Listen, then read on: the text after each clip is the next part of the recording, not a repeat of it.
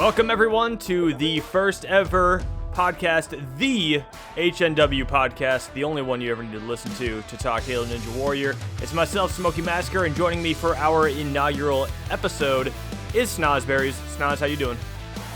Doing good, doing good. So we are going to get into Tournament 26, Episode 1. That is the most recent episode that has come out. Me and Snoz are going to break it down a little bit and analyze different aspects of it. So myself as the host, Snoz as a competitor who did compete in Tournament 26. However, we have not seen his run yet. He'll be coming up in Episode 2. Make sure you subscribe to the channel so that you see the run. Let's get into your perspective, Snoz, going into a new game. This is Halo Infinite. It's not the first time you as a competitor have switched games. So how did switching over to Halo Infinite compare to other game switches that we've had?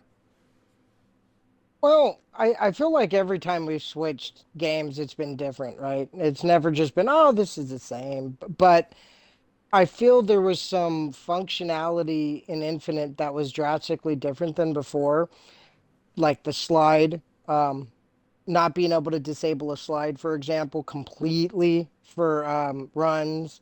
The ability to control yourself in midair. You had so much more ability to control yourself in midair in Halo Infinite than you ever have before. It's just changed a little bit about how you go about the obstacles, because you can easily overcorrect yourself now to where you could actually fail. So you have to be extra careful. It's just a little more sensitive, which is a good thing, right? Yeah. Being able to control midair is a good thing, but it's so new to do it to the extent you can. It's just different. It's really interesting for obstacles like the Bridge of Blades, which had 17 failures in the first episode.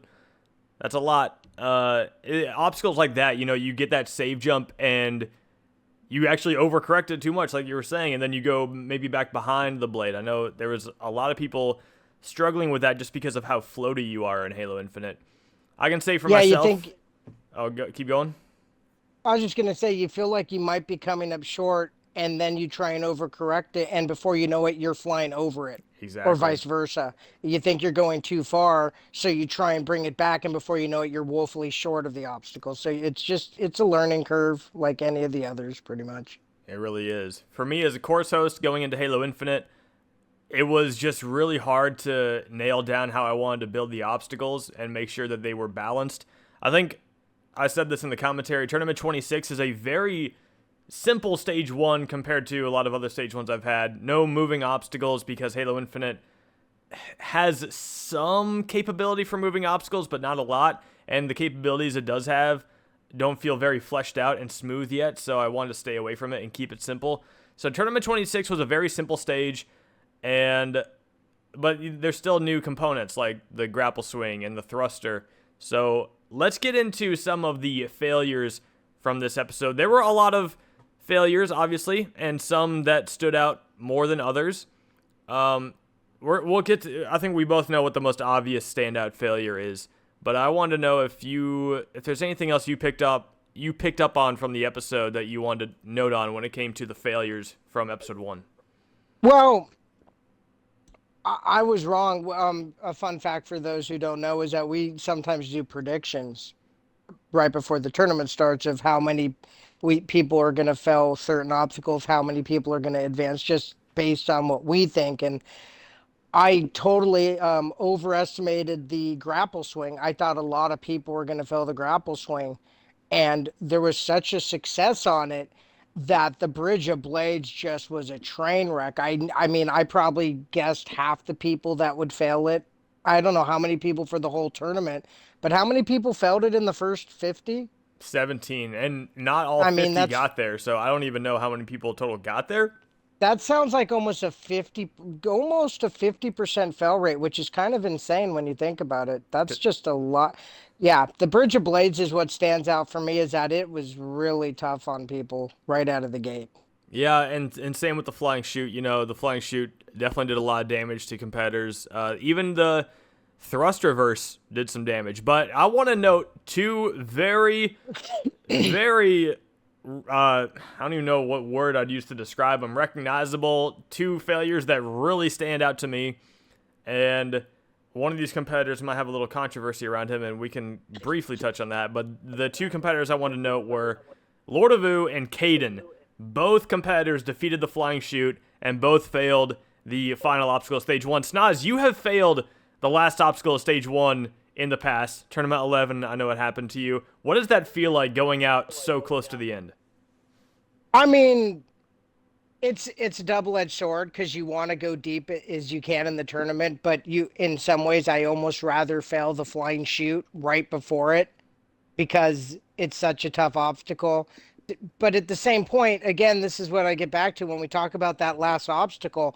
That climb going back and forth with the sensitivity you now have of controlling your Spartan in midair, it's so easy to go, oh my gosh, I'm not going to make it to that peg, overcorrect it and fly over the peg and in the water on the other side. So it just seems like that obstacle, which was already hard for me, but that last obstacle, I think because we're so new into Infinite, that extra ability to move around in midair makes the obstacle actually harder in some ways. It will eventually make it easier, I think, for people, but it's still such a new movement. I think that's part of the problem. Absolutely.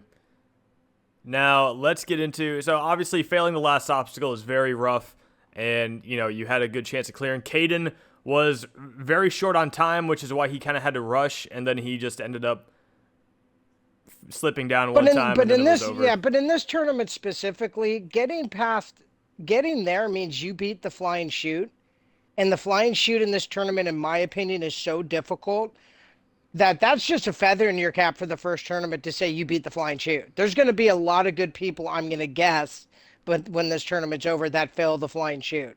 So the fact that he beat it, even though it's rough to get to the end and fell so close to the end, beating the flying chute for placement purposes is going to probably be really good for them.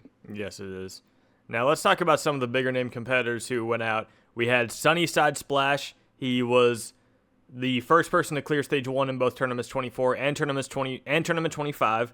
But this time, to your point, Snoz, he goes out on the Bridge of Blades. This is a guy who cleared tournament 24 and 25 were not easy stage 1s. You cleared in 24, and that was very well earned. Obviously, there were a lot of people who cleared in tournament 24. But tournament 25, with the TIE Fighter and the Crooked Wall and the Tarzan ropes especially, that's a very tough stage 1. Sunnyside Splash pulled it off at the end of Halo 5. Now coming into Halo Infinite, a very talented competitor out on only the third obstacle of stage 1.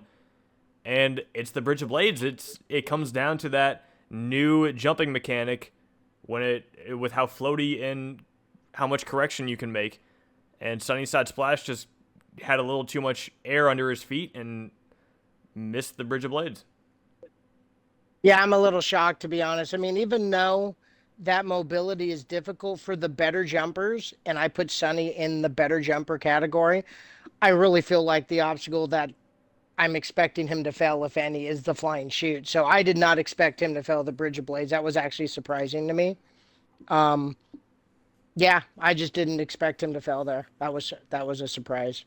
Now let's get into another one I really want to talk about, which is Tricky Cyrus. So Tricky, his career up until this point, fails the last obstacle at stage 1, and then in the next 3 tournaments, he gets to stage 2 every time. Hasn't defeated stage 2 yet, but he comes into this tournament, and tell me what you make of this. He gets to the thrust reverse, jumps out for it, picks up the thruster, and just doesn't even thrust back. It could be a situation where he forgot which button to push, What do you make of a situation like that? I mean, that's a tough one to call without talking to him, to be honest, because if you know Tricky and you've seen him in other tournaments as well, he's almost in the elite category. He's a really good jumper now. So for him to fail is one thing, but to him fail by not thrusting is it's kind of confusing to me. I mean, is it possible he tried to hit the button and he just didn't get a thrust? I don't know, but it's one thing to fail. It's another how you fell, and I just don't understand that one, to be honest. I'd have to ask him, and I haven't talked to Tricky, but yeah. I mean, I would think if anything, he'd get the thrust and hit his head or something and knock into the water, but to not get a thrust at all, I'm a little confused by that, to be honest. Right after that, you did have Daddy Cheese, who did what you used to do in practice all the time, which was thrust and then actually go over the dismount platform. So that did happen. After that, though, Yeah. Let's talk about Sonic fans. So Sonic, stage 3 in both of the last two tournaments, 24 and 25. He got to stage 3. Now he's out on the flying chute of stage 1. Do you kind of chalk this up to it's just the flying chute? It's a tough obstacle. Anyone can fail it? Or do you think that there's anything more to look into there? Well, I don't think I'd be lying if I didn't say Sonic hasn't been on as much lately with schooling and everything else he's doing. He's just not practicing as much. But at the same point, there's not a person that could fail the flying chute that I would be shocked by. Because even the best jumper, like even Fireball, if he goes into the flying chute 10 times, he's not clearing it 10 times. He's not clearing it 9 times. You know, it's a tough obstacle. It doesn't shock me if anyone fails that obstacle. It's probably the hardest flying chute that I can remember in all your tournaments. Yeah. And part of that's probably because it's a new game too, right? So you have to go about it a little differently. But like for me, if I'm feeling good, I'm probably 50-60% on the flying chute, which means I can definitely fail it. So I I know he hasn't been playing a lot, but for me to use the excuse of he hasn't been playing a lot, he would have had to fail something else. Yeah. I feel like there's nobody that can say they're just going to guaranteed make the flying chute. So yeah, I think it's just a flying chute, to be honest. Now, to wrap up the failures, we're going to talk about the last 3 competitors who went on stage 1, starting with Soul Reaper 1025. This one, honestly, hurts me about as much as any of the other failures this tournament, because Soul has not cleared stage 1 on Halo Ninja Warrior since tournament 7. And this is a guy who can jump. He knows how to do these obstacles, and he does practice. He puts time into it, and he wants it. You know he wants to clear. So he goes into this tournament, gets to the flying chute, and does the thing that it hurts me to watch it, which is lands perfectly on the flying chute bar, but he just doesn't try to get a save jump, and he slides off. If he just jumps there, he probably had a really easy chance of correcting it, but instead he just slides right off. That close to beating it. I mean, I mean, he might be the most due of anyone to clear a stage 1 right now. He's definitely a stage tournament 7. You said? Yes.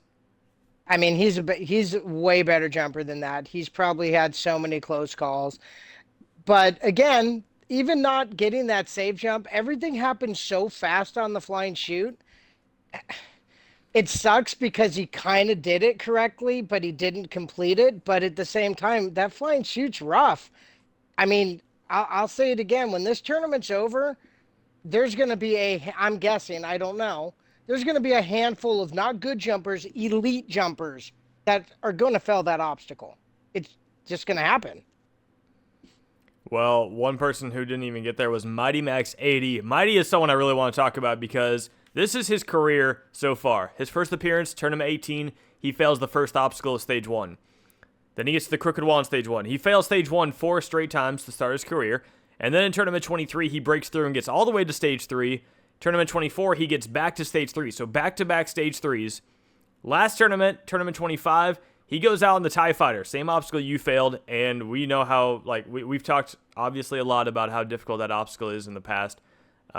With the bouncer edition in tournament 25, it just really made it difficult. But this tournament, he goes out on the Bridge of Blades. So the third obstacle of stage 1 takes out Mighty Max, a competitor who got to stage 3 in back-to-back tournaments, and now he's slipping. Do you think that Mighty is we don't see a lot of him outside of when the actual tournaments are happening? So what are you thinking might be going on with Mighty Max? Well, with Mighty Max, it's hard because I kept saying the flying chute, but you're now listing quite a few legitimately good jumpers that are not beating the Bridge of Blades. And I don't remember how he failed. Like, if you have a technique, then it's kind of like, did you do your technique? I don't know if he prepared enough to have a technique, but Mighty Max is a pretty good jumper. I did not expect him to fail there. So what happened was I just don't know how much prep he did. He went second to 4. He went 1, 2, 4, touched his feet on the 4th one and just ran off. Didn't get a jump. So then he probably had a kind of a way of doing it, which I get 1, 2, 4. A lot of people do it that way. I will say this. There are situations where I don't get a jump either, and that could just be moving the joystick ever so slightly forward right before you hit that jump. It could literally be a split millisecond of mistake that causes you not to get a jump.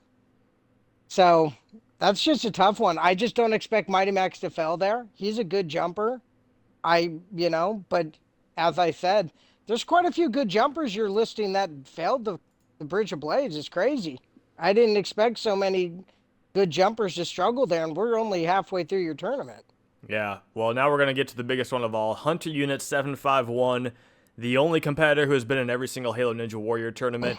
He had the most, maybe arguably the most shocking Stage 1 failure of all time in Tournament 20 when he goes out on the crooked wall, breaking his streak. He was aiming for his 20th straight Stage 1 clear, loses the streak at 19, fails Stage 1 again in Tournament 21, but his bounce back was incredible because he goes from a huge drop-off to 4 straight Stage 3s.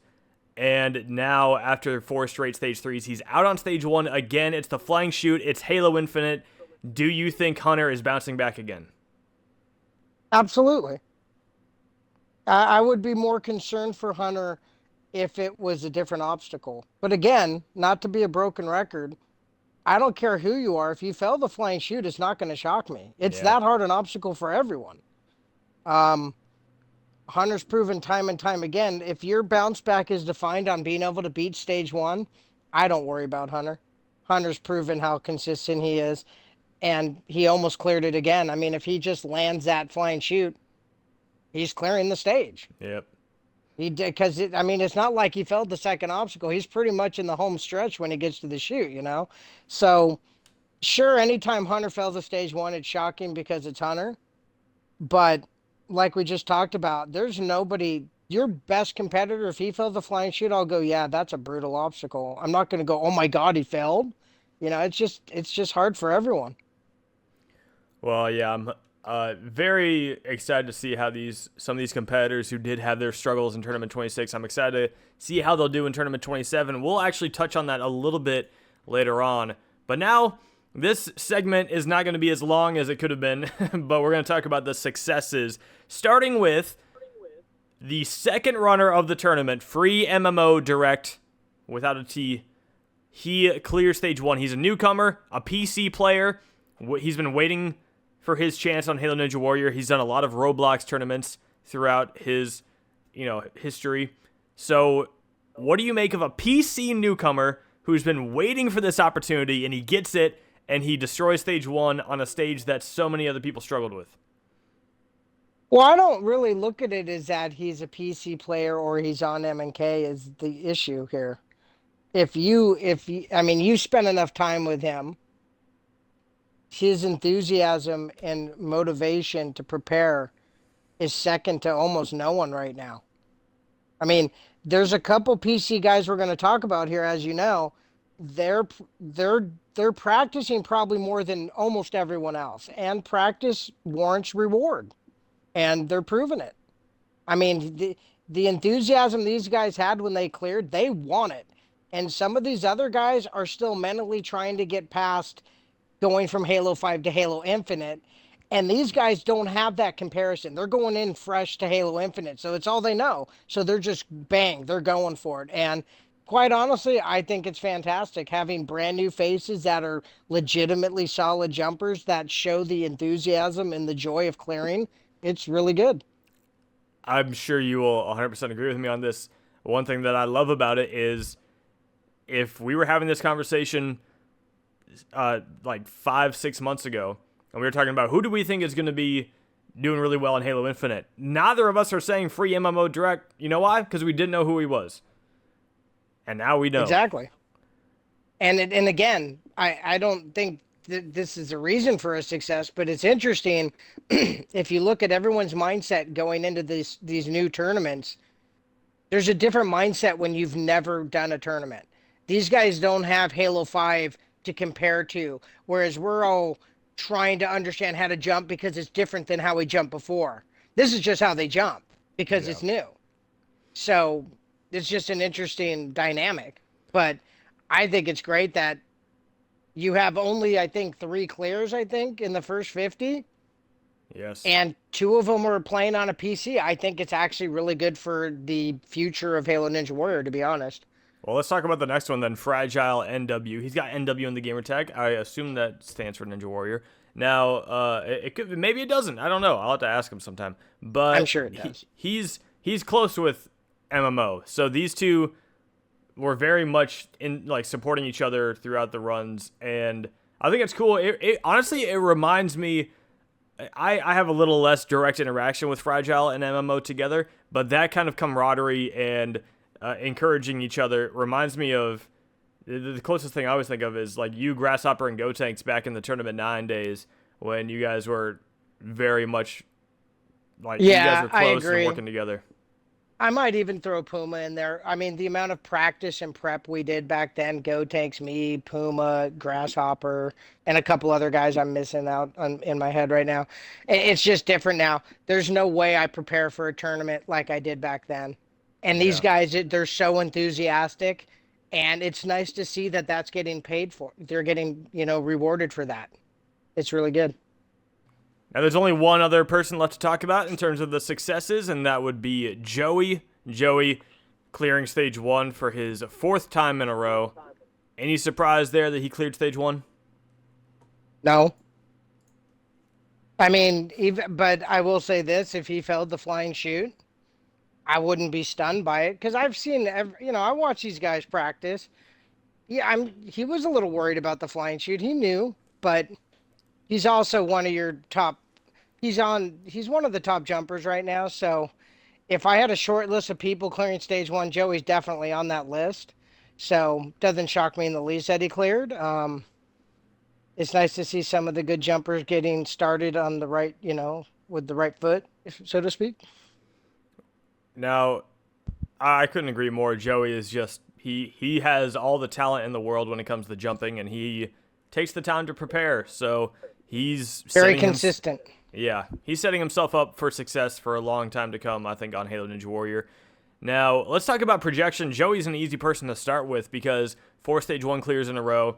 He was one of the few people who cleared the ultra crazy cliffhanger, on Halo 5 until Tournament 25 when like 6 people did it. But yeah, I think Joey is definitely someone to keep watching as the tournaments progress. But how do you think these two PC newcomers, Fragile and MMO, how do you think they're going to do on stage 2? I mean, I don't want to underestimate them because of how good they've done. I think if I had to put them side by side, I'd say Free is probably a little better, but they've both shown. I'm going to say experience matters, and I'm going to say I don't think either of them are going to beat stage two. And it's not because I don't think they have the ability to. I think they're going to be so pumped up to be on stage two. It's going to be a little different for them. And I just think maybe they're going to need to fail it once or twice and then they'll probably break through kind of thing. You I you don't know. you've been you're one of those competitors who cleared stage 2 your first ever time trying it, and that's happened quite a bit throughout Halo Ninja Warrior history. But do you think that there is some level of like even as a newcomer you get to stage 2 for your first time and it's just kind of like a different beast, even if it doesn't necessarily mean the obstacles are just that much harder, but it's just a different kind of feeling of pressure, kind of like you were saying, of being on that second stage. I think so, but I think expectations have a lot to do with it. In my case, I mean, I had no expectations. You know that. I didn't think I was going to get to stage three, let alone stage four. I had no expectations. When you start thinking that you're good enough to beat that stage, it actually adds to the pressure because now you know you have a chance to do something and it makes it tougher. So I'm not sure their thought process going into stage two. Can they beat stage two? Yeah, I think they can. I wouldn't bet on either of them doing it because it's their first time on the stage, but it wouldn't shock me either, you know? Yeah. Well, I'm excited to see them on stage 2. I think Joey's gonna have to face off with the double pinch that took him out last tournament. But even I these think obstacles I that would are I think Joey could do I would favor Joey over those two easily to yeah. get by stage two. Well, Joey's had the experience. This will be his 4th time taking on stage 2. Now let's get into some projections for the next episode as well. So you're running in the next episode, and I'll for 100% transparency here, we know how the second half of stage 1 is going to go. So we're not going to go into any spoilers here, but just talk about the general idea of how are you kind of feeling going into stage 1 this tournament? How am I feeling about it? Yeah, so obviously your run's already happened. For me as a competitor, when you stepped up to the start line for tournament 26, gotcha, how did you feel? I felt like, I'll be honest, I felt like it was a flying shoot or bust for me. Now, I do struggle sometimes on the last obstacle, and I'm not the fastest competitor, but I was comfortable enough on the course that if I didn't get to the flying shoot, it would have been a massive disappointment for me. So I got to be honest. I'm being a broken record again, but I think for so many of the good jumpers, it's flying shoot or bust. And so I don't remember how a lot of people did. So when I think about the next 50 runs and how more and more the quality jumpers, even though we've had some of the best jumpers go already, the majority of good jumpers are yet to go. I'm very interested to see how they fare against the flying shoot. Now, because I feel like as we get closer to the end of the tournament and you get the more consistently good jumpers, I think the flying shoot is going to be met more and more. And it's just going to be interesting to see how people fare on it.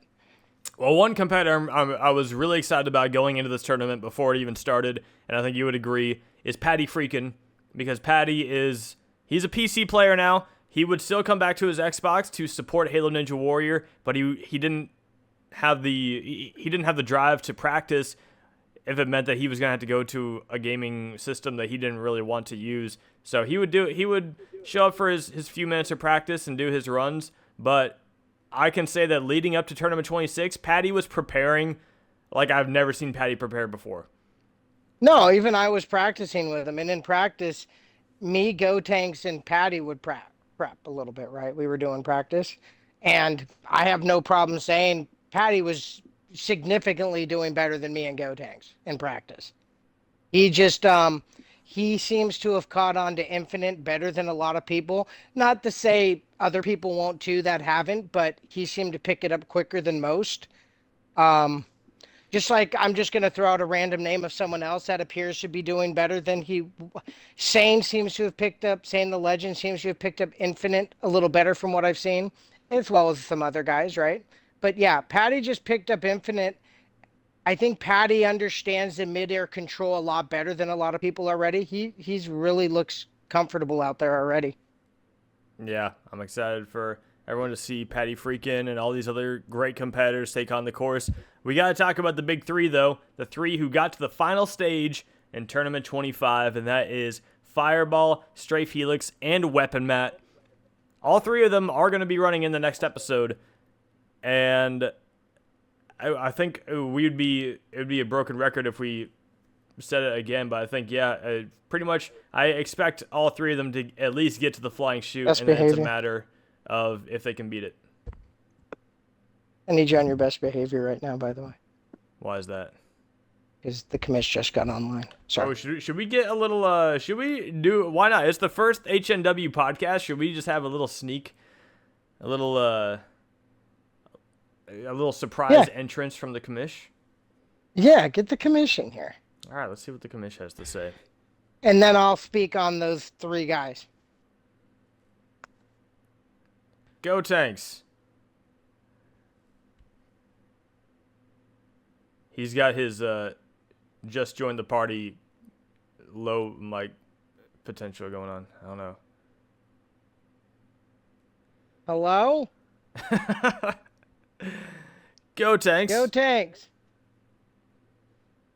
This was an awkward moment for the podcast. It's all right. It's worth it. It's worth it. It is worth it. This shows how real and live we are. There's going to be one cut in here. I'm not cutting any of this out, though. Go Tanks! All right, maybe I should just answer and he'll be back. Yeah, just go for it. So, when I think of those three jumpers, I'm going to take them one at a time, I guess. We'll take Strafe first. I actually predicted Strafe would get to stage 4 in the last tournament. I don't think a lot of people did. Strafe's always been a really good jumper. I fully expect Strafe to beat stage 1. But again, the flying chute could get anyone, but I would put Strafe on a short list of people to clear. Not sure how he'll fare on stage 2. Don't know how much he's prepared, but I expect him to have a good tournament. Weapon Matt, I mean, the guy's in college. He's literally at a college campus, so he doesn't get on very much. Wouldn't shock me if he cleared because of how good a jumper he is. But if he failed the flying chute, I would probably bet on that more than not, just because I'm going to guess when it comes time to do his run, he will have really not practiced more than about 10 minutes. And that's how good a jumper he is that he'll be flying shooter bust even without practice. He's just that good. But when it comes to Fireball, who in my humble opinion is by far the number 1 jumper, I don't think people realize this. With all of his amazing performances, this guy doesn't even really practice anymore. He hops on and just does these tournaments. He's just so elite right now. He is the only person that I would say if he didn't beat stage 1, I'd be just flat out shocked. Anyone else, if they fail the flying chute, I go, well, it's the flying chute, but not with Fireball. Fireball would stun me.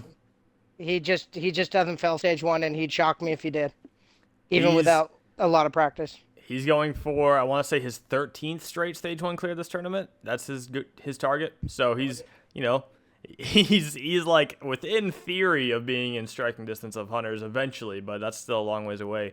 Gotenks, you've stumbled into the first ever official Halo Ninja Warrior podcast. Did you watch episode 1? I saw you sent me a snap. Yes, I did on my 85-inch TV. This is very flexing. good that you watched it. It was awesome.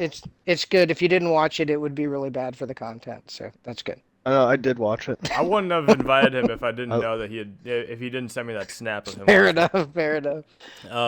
But yeah, so Gotenks, so this is purely just about episode 1. We're not touching on episode 2 at all because that hasn't come out yet, and I don't want to spoil anything. But both of you two, Gotenks, Snoz, you both are running in episode 2. Gotenks, what are some of your biggest thoughts on the differences when it came to jumping on Halo Infinite? It was a little bit of a learning curve, well, a big learning curve for me. I feel like it just took a while to get the jumping down and the physics of like how much more you move in the air. Like when you jump. Just a different. It just took a while to transition.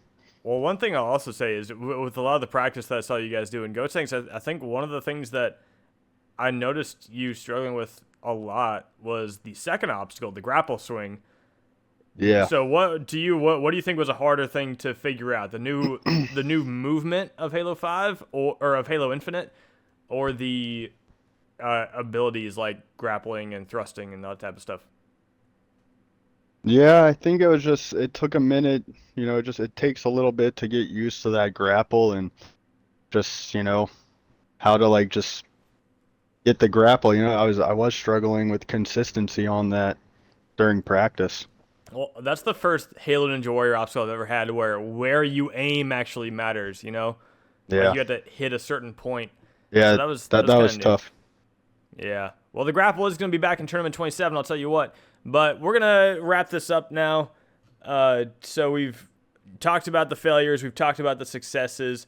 I think we've had a lot of good discussion regarding Tournament 26, Episode 1. I'm very excited for everyone to see Tournament 26, Episode 2.